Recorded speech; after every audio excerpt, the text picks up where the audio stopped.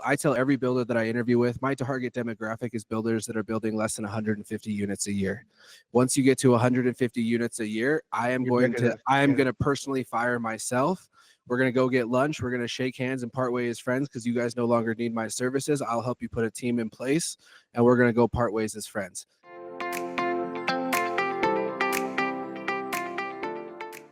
Chris G again here on a Thursday, and it's a Hard Hat CEO episode, and we're going to talk about some real estate day with Boo Maddox. Boo's all the way from Utah. He's a real estate agent and a leadership coach, and he strives all that good stuff to help agents and so forth. And I thought it'd be good for our listeners, since we are actually builders of homes and those are sellers of homes, that we'd have an idea what's going on in the market and how we can work together. So please help me welcome Boo Maddox. Boo, welcome. Hey, I appreciate that, Chris. Yeah, I help people sell houses, but my background is actually new construction. I was raised by a home builder myself, so that's pretty much all I've ever known for my life. So There you go. yeah, feel super comfortable to talk about all things for All things contractors, construction. builders. I mean, those are my favorite people to work with. That's what I do for my own personal production now, is I actually help represent home builders. So Yeah, awesome. So for my people out there that how can real estate agents and contractors work together? yeah, that's a good question. I think for us, the big thing for us is just finding people that we can trust. Ultimately, our goal is to be a resource for people that might need contractor services. And so for us, it's about building a relationship with somebody that we know that we can just turn something over to and never have to think about it again. Somebody that we can vouch for and then don't have to be involved, somebody that we can trust. So I think that's the big thing, is just figuring out ways to build trust with clients. I get hit up all the time, Chris, if I'm being honest, by different contractors that are saying, hey, let me be your guy. We'll kick you this back. We'll do 5%. We'll do this. We'll do that. And the reality is I don't need the extra money. I need my clients to have a positive experience. And so Sure. if you can help me have a positive experience, so that a referable experience with clients, as I like to call it, you'll be my guy for the go-to future. So what would be a before we talk about the opposite way, what would be a way to win you over as you just said it, but how would I prove it? Or what would I testimonials or just take you around and introduce you to people? How would I get you on my side as a contractor? Yeah, honestly, I would probably have you do some work for me. I'm usually a person that tests people out prior to putting them onto anything. So I'd Hmm. have you help me with something in my own home, on one of my rental properties, something like that, or turn you over to a client that I know that, hey, this person will give me honest feedback. So I think more than anything, I honestly though, the easiest way is you guys are always in the know on when somebody's getting ready to renovate something before they sell it. If you Yeah. ever refer me something, you'll become my guy really quickly. You kind of jump that list. You shortcut the list just a little bit when you help me grow my business. And not even that I need you to be kicking me people all the time, but I tell like loan officers that are trying to get my business the same exact thing. If you can introduce me to somebody that can already vouch for you and that I get to work with, that's an easy shortcut in. Yep. Referrals are a wonderful, wonderful thing. Uh-huh. And I think you guys are connected. I think you guys sometimes get called before I do. When people are thinking, hey, we got to Well, get this place ready to go, we got to get this place ready to sell. I think y'all are in the know sometimes before I even am. and you said real estate. I mean, I'm an investor, a contractor, and I know a lot of things before other people know about a lot of things because That's what I'm saying. sometimes, like, people looking for a place to live, and it's like, okay, or they're getting ready to build a house and have a place to live, or unfortunately separating and going to sell their house, but need a Uh-huh. place to live. All that good stuff. Yeah. But you know, I've been. We all kind of watch the market and so forth. And is that crash still coming? Hey, we've been waiting for it for a couple of years. It's been crazy, even with interest rates going up. We really haven't seen a crash. I think what we'll see more than anything is we'll see some states' rights start to stand out just a little bit. I think Yeah. that it'll be very dependent on the market that you are in. But I mean, we run the number one team out of here in Utah. We did more transactions than any team here in the state of Utah did last year. And I'll be honest with you, Mr. Chris, we have seen more multiple offers in the last 2 weeks than we have in the last 2 years combined. So I believe that. it's crazy because I mean, I was personally selling in 2018, 19, 20, 21, 22 when Yeah. I was in multiple offers with myself sometimes on these homes. And so, meaning I had multiple clients trying to get the same house, and I'd have them asking me, hey, do you think this is enough? And I got a little smirk on my face, like, hey, I feel very confident in telling you it is in fact not enough. And so the fact that I'm already having to train some of my agents that just entered the marketplace within the last 6 months that are getting into this with everyone buzzing in their ear saying, hey, now's not the time, now's not the time, now's not the time. We're already starting to see some of those multiple offers creep back up. And I think what's happening, right? If you look from 2019 to 2020, interest rates dropped about 1.5% to 2%, right? They went from like high fours, low fives down into the high twos, low threes. I think honestly, we're going to see something very similar when we get a 2% softening. So if interest rates go from mid sevens like they were down into the high fives, to me, that's where I think stuff gets scary really quickly. Meaning multiple offers again on a lot of stuff is in the high fives. Once we break through that sixes barrier, it could get scary quickly. Well, my daughters, when they got a house, when they just recently, the last couple of years, and they were getting, oh, my one daughter got 3%. Yeah. Damn. Yeah. and now they're paying what, 7 or 8? I mean, some places in that. Uh-huh. And if you're really good, you can get a 6.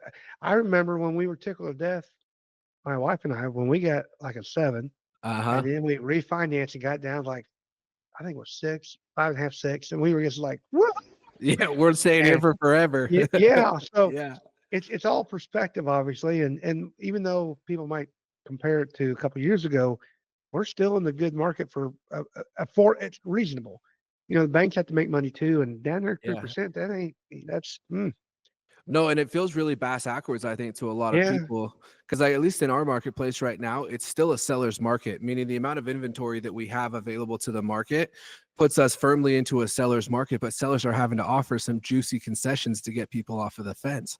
So it's yes. just the whole thing is just kind of twisted It's up right now. it's almost fair right now. And I don't Yeah. mean that, you know what I'm saying? Yeah. There's a give and take, and that's Uh-huh. okay. Versus, a buyer's market or seller's market where somebody's like taking advantage of the situation. Someone feels like they're But getting the short end. Yeah. yeah, we've got new house construction. Not only am I doing those, I got a lot of friends that are contractors doing them as well. And they're doing spec homes, selling them before they get them finished. Mm-hmm. I've got new homes, and I'm finding that if the people can get the money, they're spending it. Yeah. Now, I do a lot of barn construction as well, and those are smaller projects. And we see a little bit slow up there because those usually don't go through a bank. They're coming out of pocket Yeah. or, and those have slowed up a little bit. So if they don't have the funds, they're not doing those type of things. But houses, and then I was contacted the other day about building a subdivision, and it's like, whoo. But Yeah. we're I very think, fortunate to be here in Central Missouri too, like you are in Utah. That Columbia, Missouri, which is where the University of Missouri is at, yeah. it's just a growing all the time. So Yeah, I think where it could get really scary is if you look at the state of Utah, about 90% of mortgages are locked under 4%. So yeah, you have the majority of homes that have a subpar or a sub 4 interest rate on it. If rates drop into the high fives, those people aren't moving. So where are they going? Well, if you look at our available inventory here in my county, 40% of my available inventory right now is new construction. But the scary part is the amount of permits that we have pulled over the last 4 years has dropped about 42% from its peak in 2021. So if all of that new construction inventory yeah, gets eaten up and people have still like me and my wife, we have a 2.75% interest rate on our house, even with $700,000 in equity, I'm not moving. I'm yeah. not moving. And so and so if you look at why prices went up like they did in 2020, 2021, interest rates were low, but that's not why prices went up. They went up because interest rates were low. So a bunch of people bought the inventory and there was nothing to sell. So prices had to go up. I could see us getting back into something like that, at least in our marketplace, because builders are not pulling inventory. You know this better than most do, Chris. Banks are being jackasses to builders right now. They doubled what they require for you to keep on capital on hand. So right now, instead of in 2020, you could have built one house with 20% down. Now you can build half of a house with 20% down. So these builders are having to keep double the capital on hand that they used to. And so they're going to be able to build half as many houses when this does start going again. We could be in a scary spot for a little while with with no inventory and a high demand. hmm I could talk about this stuff all day long. I Oh, love this it. is But like I know. like I said, my dad's a home builder. Like this is Sunday dinner table talk right here. Do you see any kind of trends? And let's talk about, when I say trends, we're talking about trends in a way, but I mean like construction, style, color, any of that type of stuff. That if I talk to my contractors about, hey, if you can't get any customers, be your own customer, build Mm-hmm. your own houses, be rentals or spec homes and so forth. So what kind of anything like that that's really hot and selling right now? Yeah, we're seeing pre-builds are not as desirable right now for people. Back when I was selling for a builder 2018, 2019, 2020, that was we didn't have enough pace in front of us to keep available inventory. So there was no spec home sold. Now Mm, that's completely shifted. And I think 70 to 80% of the new construction deals we've done in this office have all been specs. And I think it's for a couple of reasons. Number one, is buyers are not quite sure what the market's going to look like 9 or 10 months from now. And so if they can lock in their interest rate today, they're wanting to do that. The other thing that's happening is builders are able to offer way better incentives on something that's 60 days out instead of 9 months out. And so mm, the spec model is definitely the model to go right now. If you're a builder that's listening to this, I would advocate for you to do the majority of your inventory as specs and just try to hit the middle of the market. I think the middle of the market, at least here in Utah, has changed dramatically. Right now, the whites and the grays are dead. That was all that people wanted was white cabinets, gray countertops, and a light flooring back in the day in 2020. It's gone, and I think people are opting more for the warmer colors, the wood textures, the almost like I would call it like 2000s, almost like early 2000s colors, but a little bit warmer than what that looked like. okay. But like the creams, but the warmer cream? Uh-huh. Yeah, like a Yeah. warmer cream, wood cabinets, dark hardware Yep. on there, dark countertops, a little bit lighter floor, and people got kids that are staying inside more often playing Yep. Nintendo Switch. So something that shows the footprints a little bit less. I get the occasional man. Some people, I'm seeing a little bit of both here. I'm seeing a lot of want the white shaker, or a shaker with a different. I'm talking about kitchen cabinets Hmm. and a little different shade of not the white, but not. It's more of a shade cream color. Yeah, it's more Those are warmer. okay. Yeah. Um, and then I've also had a guy. He's doing one, and I love this one though. But just I have a lot of Amish made cabinets, custom cabinets, and they'll just like a naughty. It looks like a hickory or a naughty Uh-huh. alder type thing with a clear coat. Those are really nice, I Yeah, think. that's what I mean. Like I feel like I'm walking around back in my Yeah, friend's parents' houses back in the early 2000s, and it's weird that we're going back to that, but the whites and the grays are definitely softening the market a little yeah. bit. Tell me about now. You have some real estate, you said, right? Yes, sir. So, did you build those yourself, or did you purchase them? I had a home builder help me with them. So I bought Yep. I'm a big fan of new construction. Yep. Generally you're paying a little bit of a premium, but for me having zero maintenance on something was worth it. So I would give up a little bit of cash flow on the investment properties. The home I live in as well was new construction. To me, it's just the easiest way to get exactly what you want, defer some of that maintenance, and on the investment properties, definitely give up a little bit of cash flow. But if I can save a couple hours a month on my time of not having any maintenance, it was worth it to keep me in my day job. Sure. And if I got contractors listening here and they want to build their own, they're just saving themselves some money. They got the overhead spread out, and then you're working for yourself, so you get all those benefits as well. So Mm-hmm. I love real estate. I tell you that before. Yeah, Anyway, I've yeah, heard it. Yeah. Hey, I'm the yeah, same way yeah. though. I'm the same way. People always ask me like, "So are you in crypto?" No, I don't understand crypto. Are Yeah, you in no, yeah. stocks? No, I don't understand that. I understand real estate, so that's where I'm gonna stay. No, it's a good place to be. Um, about trends, let's talk about leadership. Okay. 'Cause that's important to my listeners, and obviously it's hard to have a CEO.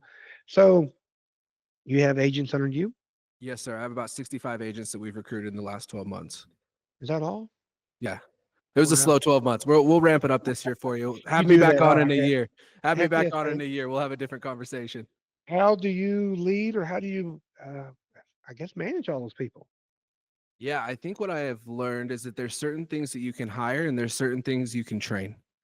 And it's a very very big difference. And so for me, I've made the decision I'm not going to train on hustle. I'm not going to train on motivation. I'm not going to be David Goggins in the morning standing up yelling at everybody saying who's going to carry the logs for me today. Like that's not going to be my approach. And The Wolf of Wall selfishly, Street, yeah, the you guy. know what I Yeah. mean? Like I, I Yeah. I- I'm not gonna be the guy that has to fire you up in the morning.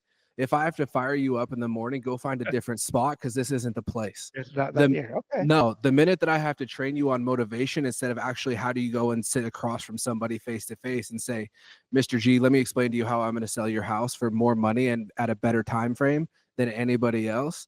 That's the stuff that I can train on. I can teach all things real estate. I can't and I won't train on motivation. And so I think for anybody that's listening to this, that's in a position of leadership, Figure out what you don't want to train on and figure out what you want to hire, because there's a very big difference. Good point. How do you find that out? You ask questions and you put certain systems in place. So one of the things that we did immediately when we started this team is that we put in mandatory office hours for everybody that's not selling 4 houses a year. Sorry, 16 houses a year. For anybody that's not selling 16 houses a year, you have office time every single day from 10 o'clock to 2 o'clock. And if 20 hours a week in the office feels like a lot to you, you should probably go find somewhere else, because this is not going to be the spot for you. And it's been interesting because we're a team that runs somewhat aggressive splits, meaning we take a decent portion out of agents' commission to do everything that we're doing on a team level. We are not the cheapest option out there for a lot of people, but if you want to go and grow your business, this is the place. And if 20 hours a week seems a little bit steep to you, I am completely okay with you opting out ahead of time than you getting in here and thinking I'm a jackass within the first 90 days of you being in here. So put some systems into place that will naturally deter people. I tell everybody, I'm not looking to fill every single seat up. That's not my business model. I would rather do this with 50 to 60 people that are committed to this rather than 100 people with 9 of them being all in and the other 91 being iffy at best. Amen to that. So, are you guys having we're talking about going back to construction now, you guys having problems filling seats, not in your real estate, but do you see your contractors having troubles keeping good workers? Yes and no. And I think that part of that is there's a lot of contractors that are good contractors, but they're terrible business people. They don't know how to run a business. They don't know how to let go. They don't know how, they feel like they got to have their finger on every single piece of paper that goes out, down to every single nail that gets put into a 2x4. And Hard-headed so CEO there. Yeah, that's what I mean. They have a hard time taking the hard hat off and putting some gel in their hair and calling themselves a CEO. And I don't mean that you have to be the person that's just signing away their life, but I think that they struggle because if they're really, really good operators, sometimes they struggle with becoming business people, in my experience. Now, I can't say, for example, I can say that there are buildings that I built or had, well, our company built that I've never seen. Yeah. I've seen pictures, but I've never been there. But that's a testimonial to you. That's right. Well, I think so. And I can't say that about a house because I just love going looking at houses. And so I'll go look just because I want to see it. But the point is that we have other people doing their job that you hired them to do. They're building the house and they're getting it done. And the customer's happy and satisfied. And you got somebody there on site to take care of them, just like you have your guys. They know what they're supposed to do. They're self motivated. And you might teach them something here and there that you want it done a certain way. Or they might even teach you about, hey, do you ever think about this? And that's the best part about being a good leader is that you're open to suggestion. But that is just awesome. What if So, you look like I think the reason, sorry to cut you off. no.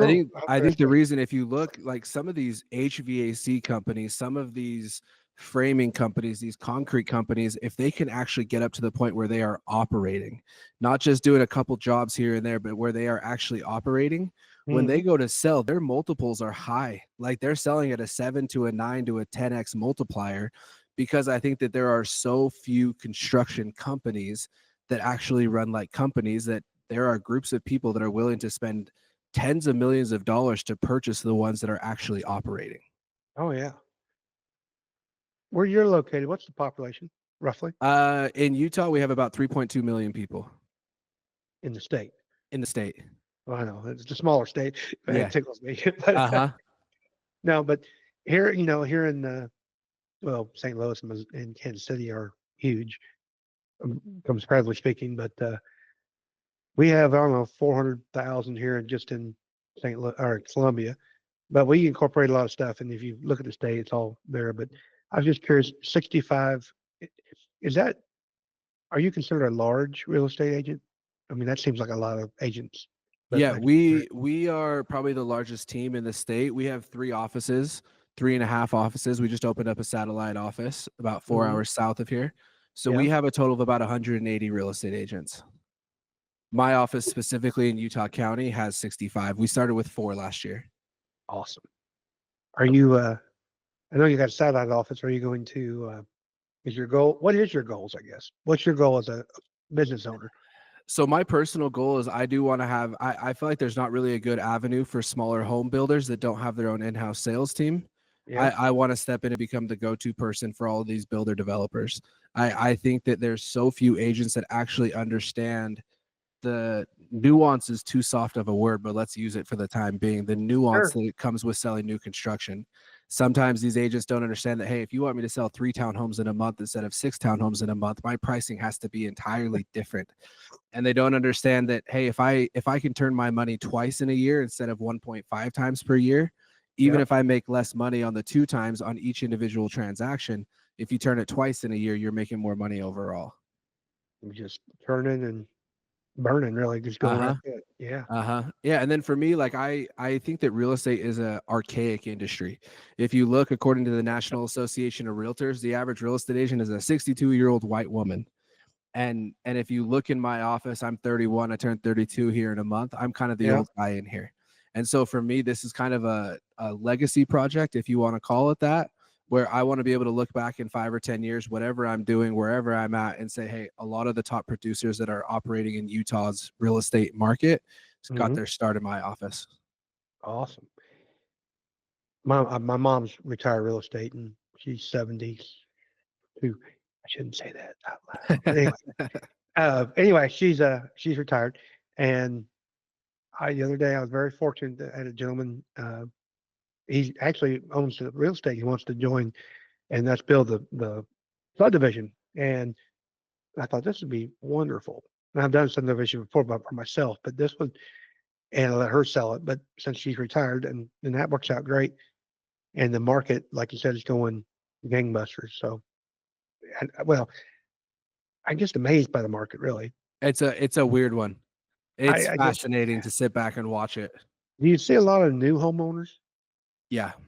Is that what it is? Uh-huh. Yeah, especially here in Utah. I think, like I said, I at the beginning of this, I think a lot of what we're going to feel over the next 2 years is going to be very state specific.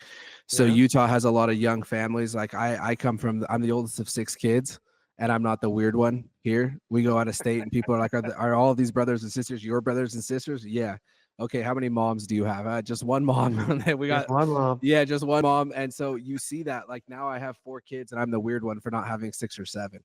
So we have a lot of young families. We have a lot of entrepreneurial minded individuals that start buying homes at an early age.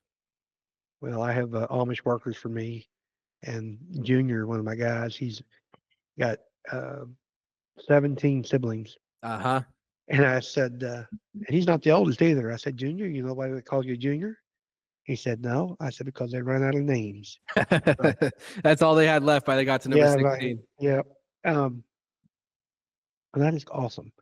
So, what kind of, talking about contractors and real estate agents, what kind of agreements do you come up with? In What I what mean by, way?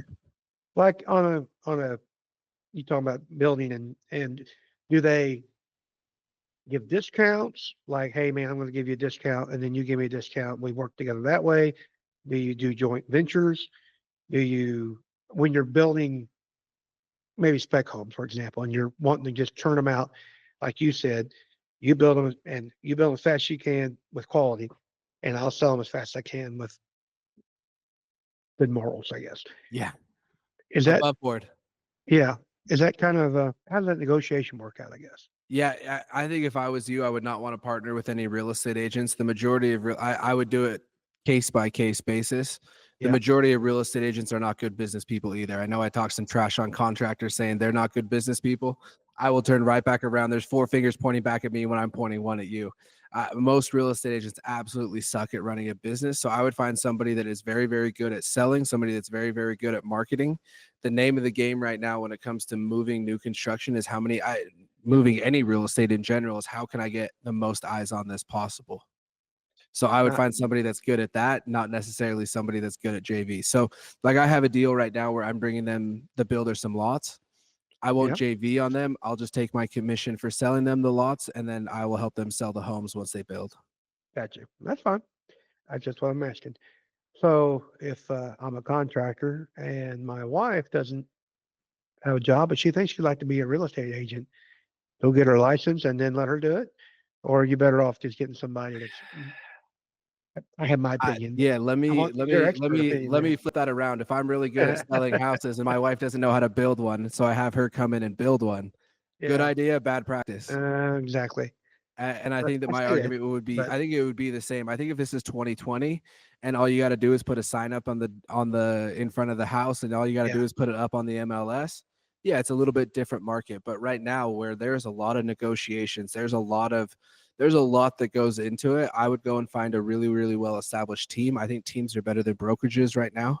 I would go find a absolutely. really, really good team that has the resources that you're looking for.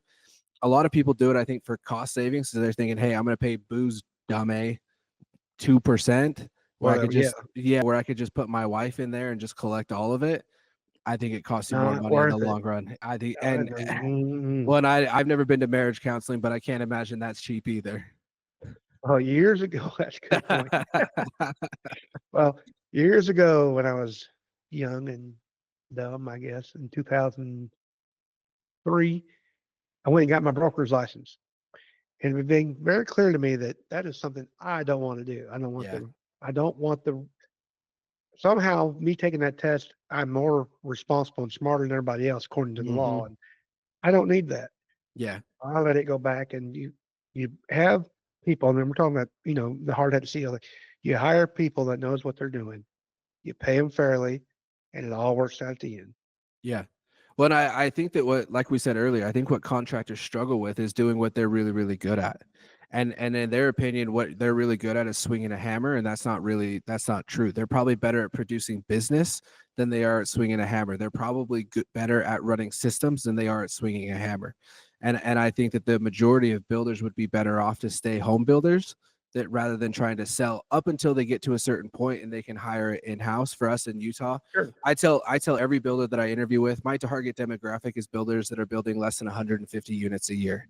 Once you get to 150 units a year, You're big enough. I am Yeah. going to personally fire myself. We're going to go get lunch. We're going to shake hands and part ways as friends because you guys no longer need my services. I'll help you put a team in place and we're going to go part ways as friends. Because at that point, you don't need me. It makes more sense to bring in your own in-house sales VP, bring in your own sales team, because you guys are a machine at that point and you don't need me to bring in my services. Up Perfect. until that point, though, I'm going to help you with a couple of key elements. Great. And then I forgot what I was going to ask. You impressed me so much, I forgot the question. My goal, Um, I tell every builder that my goal, Chris, is for you to fire me very shortly. Within the next couple of years, if I do my job correctly, you will fire me. And we're going to both celebrate on that day. Amen. So you're talking about their job might be to, instead of swinging a hammer, is generating revenue. And their job could be, and I've had discussion in past episodes, it might be that they're not the best person to run the business too. Mm-hmm. You get somebody to run your business, you go out and if your specialty is the sales, getting that sales and talking it up, go do that. If you really believe your business, you are the best person to swing the hammer, that's fine. Swing the hammer, get you a salesman. But find the thing that you do the best, enjoy the most, and then hire out the rest. Yep. So that gets you to a point where we can have that 150 houses and get your own sales team. It's very You hard to scale swinging a hammer, though. Oh, absolutely. No, I mean you have to have the team in place, You do. but you also have to be humble and realize that you can't do it all. And I'm not saying you need to be a hammer swinger. I mean, you've got this far. Probably swinging the hammer is not your best use, but No. who knows? But the point being is, if you think, do what you do best and let somebody else do it. I mean, you might even get better at just turning it all over to somebody. If you get Yep. that big, that's fine. You Yeah, but afford and I think no what people talent. struggle with too is they struggle to identify what energetically is just sucking the life out of them. And so Yeah, they keep doing it because they feel like they can't turn it over to anybody. Then they go home and they hate their job and they hate their business that they've built and they're miserable in it. And I don't think that that's any way to run a company either. your company, does your agents have virtual assistants, or Yeah. do you have a team like that? Yeah, we That supply all that at the team level. That's part of what people are cool. paying for with their splits. So we have 3 transaction coordinators on staff. We have 3 content creators on staff. We have probably 5 to 10 remote virtual assistants that help the transaction coordinators. Hmm. Yeah, we have we did just under 1,200 transactions last year. So the support staff that we have behind the scenes making everything run is robust. Do they do? Does the staff? I'm going to call them staff for right now. Are they helping do the contract and stuff? And they're just doing, is a the agent's job to sell, and that's all they're doing? Yeah, we believe the same principle that we just talked about, which is Yeah, I'm hiring you to sell houses. That usually is going to require you being face to face with people, out showing homes, out touring stuff, getting contracts signed. I want you to get the contract signed and turn the rest over to the team because I hate to break it to you, they are better at this than you are. I'd high five you if we were together in the same room. All right. Well, this has been, oh, I've enjoyed it thoroughly. I appreciate And it. um, Boo, now I know that you're just doing the real estate, right? You're not doing anything else. Are you doing any coaching, leadership, anything like that? Hey, Skipping those stages? I feel like the biggest advantage I had from my old man growing up in the industry was a head start because we had conversations like this in the back of a truck when I was 6 years old. So if anybody ever needs any coaching or leadership, I don't charge for any coaching or anything like that, but I am more than happy to give back some of that time because I feel like I owe the universe a little bit of a debt. That's awesome. And they get contact you. We'll put that in the show notes. That's good with you, Yep. man. I'm telling you, oh, I love real estate. I said it one more time. So everybody, that is, I've been doing this since 2001. I think it's been wonderful. Well, and So hopefully we gave you a little bit of hope in the younger generation too that's coming up because there's a lot of definitely. people my age that are not running their business like I think they should, and there's a lot of real estate agents not contributing to society all that much. So hopefully we can change that just a little bit. Well, I hope everybody out there learn ways to expand their business or grow their business or go be their own business as far as hiring themselves to invest in other assets. So that being said, Boo, thank you very much. Of course, happy to be here. Let me know when we're doing it again. And as always, if you like what we talked about and want to discuss further with me, ways to become that CEO of your business, click the link below. Y'all have a good day. Bye bye.